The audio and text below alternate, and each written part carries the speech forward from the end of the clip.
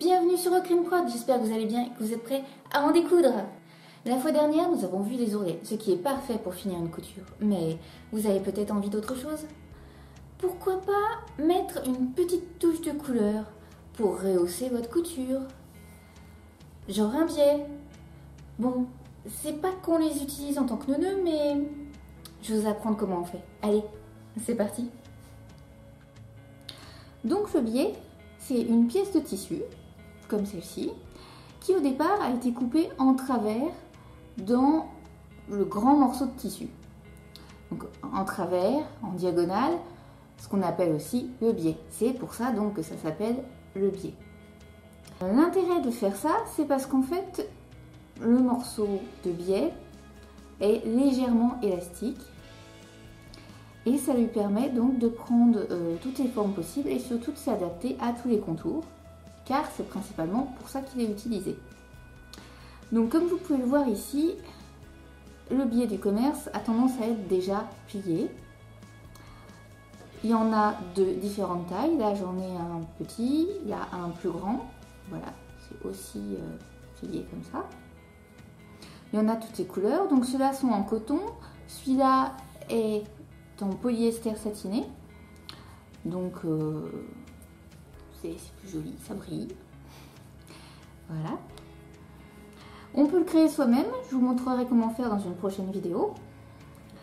Et surtout, je vais vous montrer comment on s'en sert. Et donc le biais, ça permet de prendre le tissu en sandwich pour avoir un bord protégé et de couleurs différentes ou pas, ça c'est vous qui voyez. Donc voilà, une fois que vous l'avez mis en sandwich, ça fait ça. Donc vous pouvez le coudre comme ça, rapidement.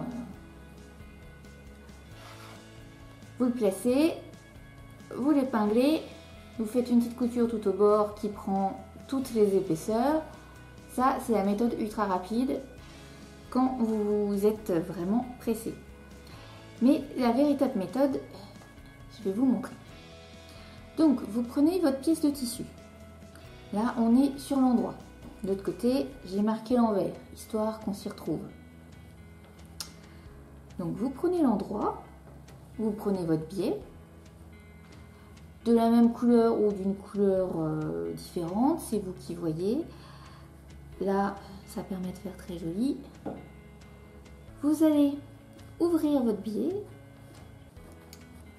Donc, là, vous avez l'intérieur du biais. Et là, donc, c'est l'extérieur. Donc, vous allez l'ouvrir pour que tout le biais soit vers votre tissu.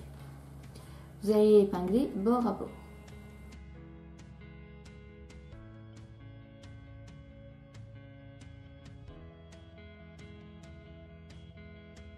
Voilà, vous épinglez comme ceci.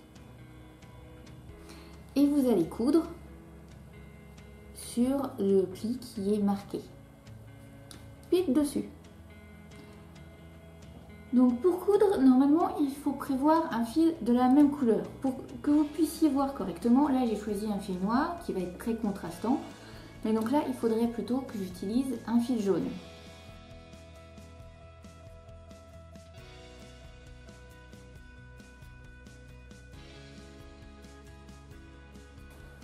Une fois que vous avez fait votre couture, vous êtes toujours sur l'endroit, vous avez votre biais qui est replié comme ceci, vous le remontez, donc pile sur votre couture sur la première pliure, et vous passez sur l'envers.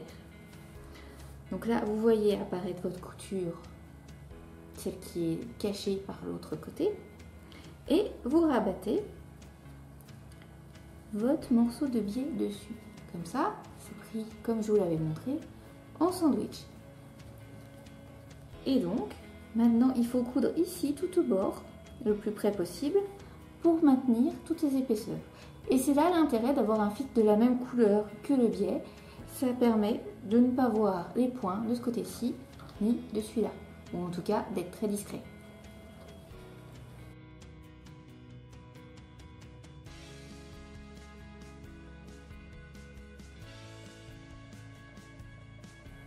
Et voilà, il n'y a plus qu'à coudre.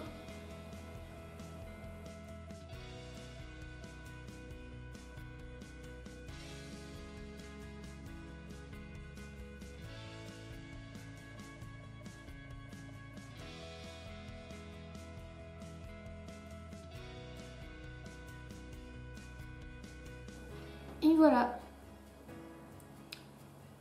Sur l'envers, la couture est donc bien au bord. Et sur l'endroit aussi.